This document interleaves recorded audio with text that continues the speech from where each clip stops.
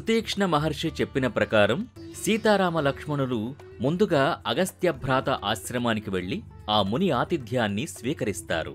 అక్కడ్నుంచి ముందుకు సాగి అగస్త్య మహర్షి ఆశ్రమానికి చేరుకున్నారు.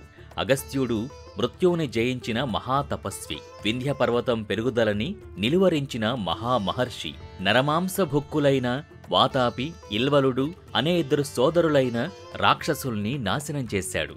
దక్షిణ దిక్కుని మునులకు ఆవాసయోగ్యంగా చేశాడు. ఇలాంటి మహాతపస్వికి సీతారామ లక్ష్మణులు పాదాభివందనం చేశారు. అగస్త్యుడు వారిని ఆదరించి వానప్రస్థ ధర్మానుసారం భోజనాలు వడ్డించి కుశలమడిగాడు.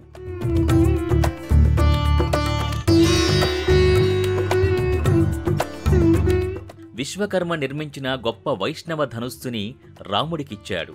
సీతాదేవి పతివ్రతా ధర్మాన్ని ప్రశంసించాడు. ఆ తర్వాత సీతారాముల్ని గోదావరి తీరాన పంచవటిలో ఆశ్రమం నిర్మించుకుని నివసించమని అగస్త్యుడు సూచించాడు. కాగా అగస్త్య మహర్షి సూచన మేరకు పంచవటికి వెళుతున్న దారిలో సీతారామ లక్ష్మణులకి జటాయువు అనే పెద్ద గ్రద్దరాజు కనిపిస్తాడు.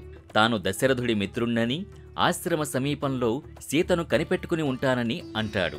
ఇక పంచవటిలో రాముడు చూపిన స్థలంలో లక్ష్మణుడు చక్కని పర్ణశాలను నిర్మిస్తాడు. అది సీతారాములకి స్వర్గంలా అనిపిస్తుంది. అక్కడ వారు చాలా కాలం పాటు సంతోషంగా గడుపుతారు.